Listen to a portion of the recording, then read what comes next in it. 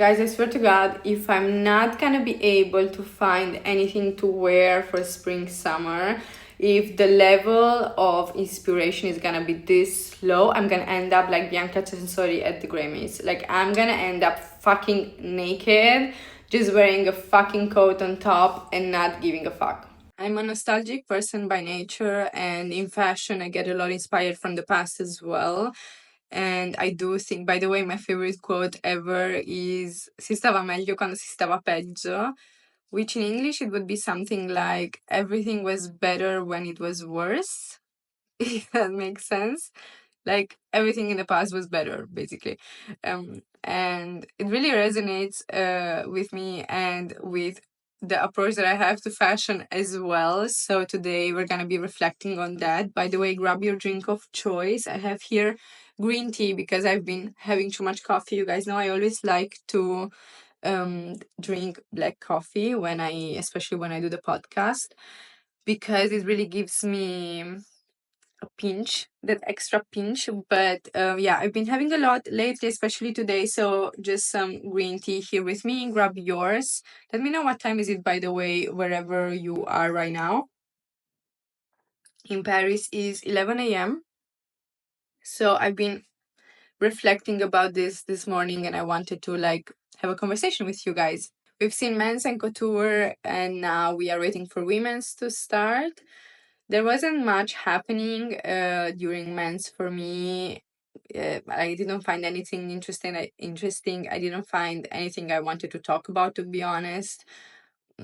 I didn't want to be talking about, maybe like the Dior show was nice, but seriously, like, do we really need another reference of 50s Dior? Like, with all of the references in the world, seeing that again, they're going back to that, it's kind of yeah, there's nothing else to reference out there. How can we be referencing constantly the same moments? Like, it's just, we won't be able to move like forward from there, from here, actually. So we've been seeing more and more the use and abuse of the archives, and I wonder what we will be able to actually leave for the next generation to archive, if that makes sense. And look, a lot of things were super interesting in the past. They left such an impact in the industry, and they made so much sense, but they made sense, and they were subversive at the time, and they made an impact because of the fashion context that was going on, because of the cultural context that was going on. You can't take out fashion from the culture and the times fashion lives in. That is just something that goes together, obviously. And it made sense for anti-fashion to make such a huge impact because it was happening in a time where Versace was the mainstream. I say Versace as example, but you guys know what I mean. Like the type of woman, a very sensual, I would say, woman, a very colorful even woman. And yeah, so the classic Versace 90s, I think, is the perfect example. And you have to think, if you come out with something like Margiela, with like a total black collection, with something that's more like in the direction of wearability, everyday's wear and stuff like that, it's really gonna leave an impact in those times. And that's why anti-fashion was so good. But you can't do anti-fashion today doing the same things that anti-fashion did in the 90s. Like, it just doesn't leave the same impact, and it's actually referential of what happened, which means that your collection that you're showcasing today, that references something from the past and tries to recreate that level of importance and that level of impact, doesn't really gonna be so impactful today. I hope this makes sense, but I was really trying to find some things to get because I haven't shopped in a while. You guys know I like to wear my key pieces a lot, and I've been wearing that Prada coat that oh my god, I think like since September, since I got it, beginning of October actually. I've been wearing it constantly, online and offline, to like family functions as well as fashion week. And I love to have pieces that are that versatile. Like it's definitely an impactful piece, but at the same time it's also like super easy to wear. And yeah, maybe like at a family function I will look a little bit weird, but it's still gonna be elevated enough that people at the function will get it, as well as maybe at a fashion show won't be the craziest outfit out there, but it will make me feel comfortable and very good with myself. So I've been looking for pieces like that to shop for spring summer and kind of create a Amelie Spring Summer 2025 uniform slash collection, like a couple of outfits that I can keep wearing. I found recently in a vintage store, like in a speakeasy vintage store in Paris, Margiela. I, I don't want to buy Margiela always, but this, I swear, this place found me. Like, I didn't even want to get anything specifically from Margiela, but it just found me. And it was a Margiela prototype from early 2000s. Crazy cool. It has a nice fabric deconstruction kind of on top. So it's like a white, off white coat, almost cream, I would say, with this pattern of deconstruction that's similar to denim, I would say. It's also quite gray bluish and it's cute, so I like it. Although I don't have anything that's that bright, so I was actually looking for more like black clothing. Yeah, because I don't have enough. Can you imagine? I don't have enough yet of black clothing, but that's the beauty of wearing a similar palette all the time, and also like for the same for different seasons, is that everything will match together and all of my personalities will be able to kind of have like something cohesive together, I would say. So I've been looking a little bit online, I've been looking a little bit on Vinted and stuff, and I I don't know, like online on Sense and Farfetch. I've also been looking to DMAG, which is an outlet from Italy. I think it's owned by Antonioli as well. Also, by the way, I'm going to Milan this week, so I will definitely go to some stores and also to some DMAGs there.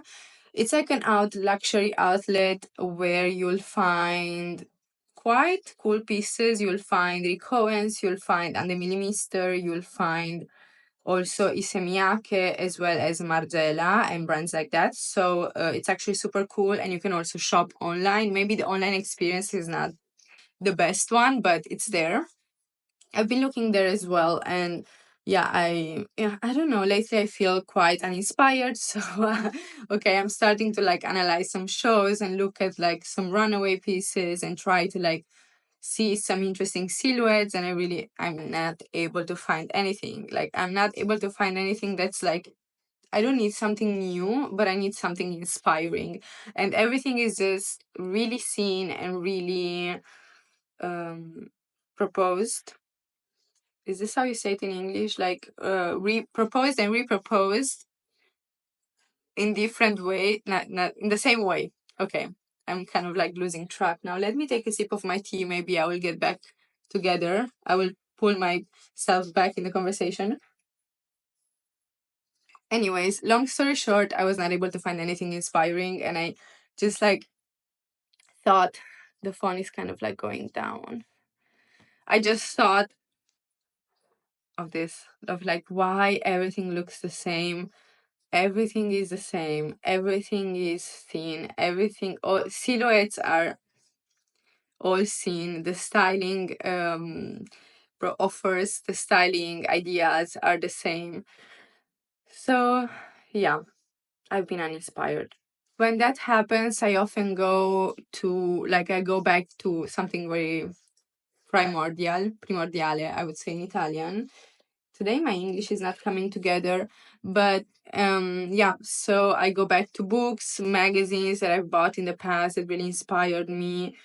So I've been going through beauty papers. By the way, already this is a look that I see myself wearing.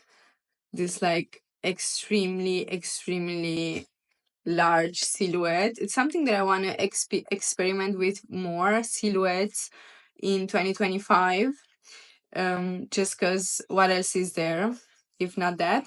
And I was going through the photos. The editorials are just insane. Like it's mainly beauty, but somehow there's also like some fashion here and there. Also this is super beautiful. So I definitely want to play more with reds when it comes to makeup. I think it makes super cool effect with a total black look, right? And what else? Like I think you guys, if you don't have this issue, you should really get it. It's even like for like look at this. Even this is so beautiful. Like these photos that really show emotion and this type of like unexpected beauty, it really inspires me a lot. This is a very good one. I'm happy that I got this issue. And it's actually with Charlie XCX, which is different than how we are used to see. That was also interesting to watch.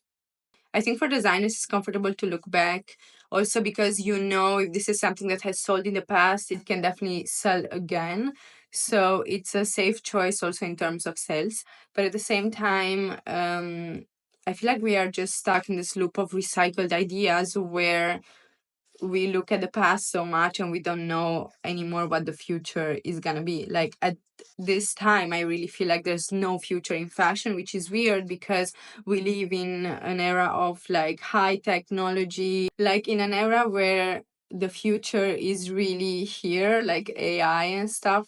We are so attached to the past. It's almost like we are scared to experiment with everything that the present is giving us, it's holding for us, and like we really don't know what the future will be. So we just go back to something that we know it's safe, which is the past. But I don't want fashion to be like that. I want fashion to be experimental and I want fashion to bring me new ideas. That's the way that I consume fashion that much because I want to I want to feel something, and fashion normally makes me feel something, and I can get inspired by like a crazy dress, a crazy fashion show moment in my today life, and I don't need to recreate that. I don't need to have that exact dress. I don't need to recreate that moment in my life, but it's just something that inspires me and gives me the energy to be who I am. So I really need that. And at the moment, I'm really not feeling connected at all with the designers. I'm not feeling connected at all with the online shops. I'm not feeling connected a lot with anything that's going on. Seriously. I read fashion news every morning, and every morning I'm like, yeah, again, okay, this again, and that again. And yeah, I guess it is what it is. I know I sound very tragic. I like to be very tragic and dramatic, and I like to complain a lot. So here you go. This is perfect for me. But at the same time, it's kind of like a call to action for designers and for the fashion industry to make me feel something very soon. I need it very soon.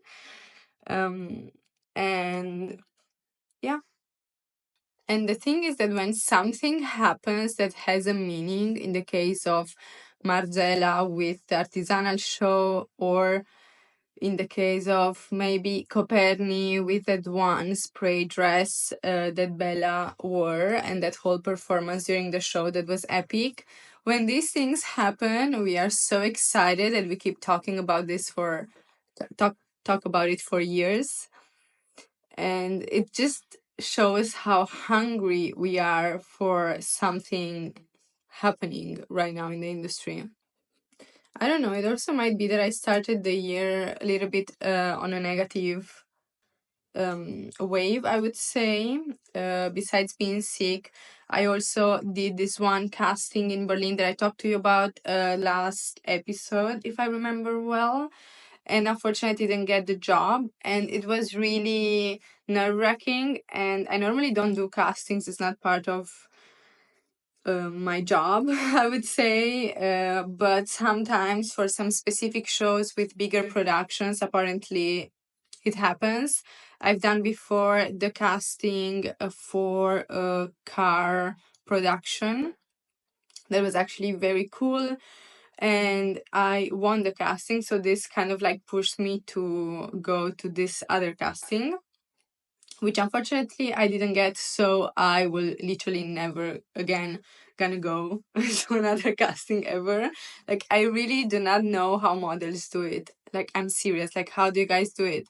Like, how do you guys go through that rejection process? Like, that feeling of not being enough is like, I don't know, just blocked my work for like a week. I was not able to just go on with my work and my life. I swear to God, like, okay, again, I repeat, I'm dramatic, but that's my personality. So then apparently this is how I take this. And I actually had some deadlines as well. So it was really, really hard to meet these deadlines after the rejection. But yeah, I just felt it went so well. I felt so good with the team, and I felt it went well in the way that I really put myself out there. I really went outside of my comfort zone. I was also enjoying myself so much, and I was truly myself. I'm very comfortable in like also talking about seriously anything fashion related, and that was very fun. But my agency told me that basically like the reason was that I was a little bit too much, which, well, I'm not surprised, but I also take it as a compliment. But I think with what I'm doing, like, I put myself out there so much through my opinions, through my looks, to the way I talk, like, I don't think that testing my personality in front of the camera is something that I should be doing for casting, because I feel like it's something that if you want me part of a production, you will already understand from my socials. So, anyways, rejections is part of every other freelance job, not only from part of what I'm doing, but also part of different other freelance jobs. So, I guess I will have to get used to it, but yeah, I just don't think I will literally put myself in the situation with a casting unless it's the job of my life or whatever. But it happens. There are ups and downs every time, so I'm gonna get over it. Don't worry about me. I'm gonna get over it. I'm gonna be in Milan this week and focus on another project, and I'm very excited about it. I'm excited to be in Milan because the weather is gonna be so much better. Although right now it looks amazing in Paris, but it's quite cold. It's gonna be amazing. It's gonna be warm, and yeah, I'm just happy to be in Italy again. And then women's is starting, so hopefully, my opinions will change. Looking forward for someone to change my opinion in fashion at the moment. Looking forward for designers to make me think outside of the box. Also, by the way, I do think that Prada will. The thing about Prada is that the reference is so unclear of their collections that it's just like there's no reference, basically. It's just like a mess of things. But somehow I always can find some things that really resonate with my sense of style or with my sense of fashion. And I really loved also the last men's show, the cowboy boots. Although, like, it's a cowboy boot, but it was just like it looked so much more up to date that like just like the classic cowboy boot. So I really loved those. There were some mules cowboy boots, but like not boots, but like mules. And they looked fucking amazing. Looking forward to be wearing that in spring. I hoped I saw something from Guidi. They had it, I think it was on sale on Sense. Those like cowboy mules were very cute without any other extra hardware attached. So it was quite simple but very nice. And trust me, Guidi has the best shoes and shoe quality out there. So definitely something to look up to and to look for. And then I want to be wearing like a huge fedora hat, like huge black, that covers like all of my face, and you will just see like the hair coming out. So this is like a style I'm gonna be embracing in spring. Another thing that inspired me a lot from Prada was the last women's collection, where they had those crazy sunglasses, the huge sunglasses, and they looked so good. And I think I have to find a way to buy them because I think they won't be released for sale on the website. But maybe I can find like a sample somewhere that someone will sell on some secondhand platform, or some PR sales assistant that works at Prada. If you see this video, help me out. I really want to get these glasses. And yeah, I think Prada, okay, maybe if there's someone who's still like making me dream, that's Prada. I like to take everything that's Prada and like make it black and make it like more Berlin. I would say more like brutalist, like more what I see in Berlin. So like those glasses, but like make it black. The crazy coat, like also the coat that I have comes in different colors, but in black is just boom. It's super brutalist. I love it. Like it makes so much more sense to me in black. Meanwhile, the other ones, I don't find them as special. So yeah, I feel like this is maybe what I should do for Spring Summer 2025 Amelie collection. Just take everything that Prada has in black and wear it. If we think about what we're leaving to the next generations to archive from the fashion today, I guess Prada is a good choice. I'm very much into what J.W. Anderson is doing for sure.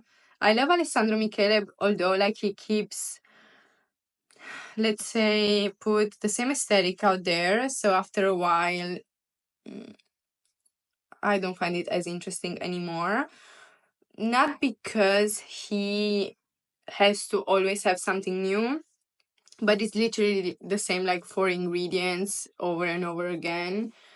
I like that with Demna is a little bit different, although he has always the same way of styling, kind of like similar silhouettes all the time as well. But every collection is like something new to add on in the whole puzzle of Demna at Balenciaga. By the way, this year it's gonna be 10 years of Demna at Balenciaga, which in today's times when creative directors keep moving so fast, so soon from different fashion houses, from one fashion house to the other, having Demna that has been there for 10 years and also has been criticized so much, like constant critics, but he constantly sells, so he's constantly there. So I'm super happy about that. He's definitely one of my favorites of contemporary fashion designers.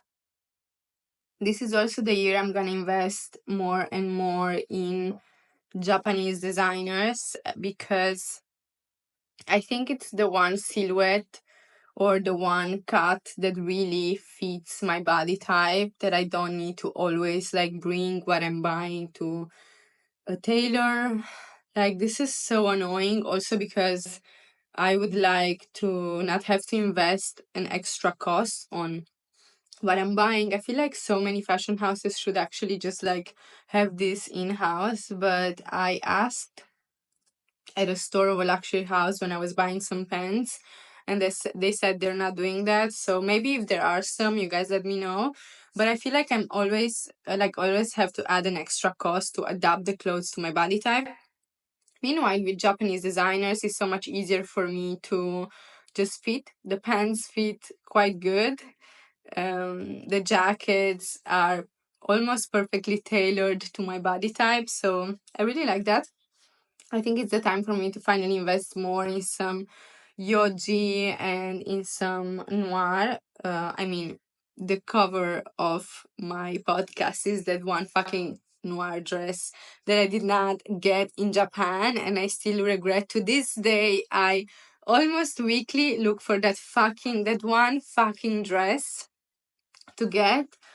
And why didn't I? Why didn't I get it? Like, I regret this to this day. Yeah, maybe that's what I'll do. Now that I live very close to Dover Street, I'm going there way more often, either for some business meetings. Apparently, everyone in Paris likes to go for business meetings at Dover Street at the cafe.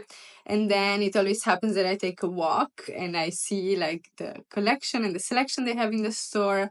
So yeah, I feel like I'm getting a little bit more influenced by that and by the Japanese designers that they have. I love Sakai so much, and I'm discovering Sakai as a product really through Dover Street. And I wouldn't mind to get maybe a trench coat or like a short trench coat from Sakai. Okay, guys, a massive shout to the archives. Let me know what you're gonna be wearing in spring summer. I'm very curious, and please, please, please give me some inspo. As you can see, I really need that.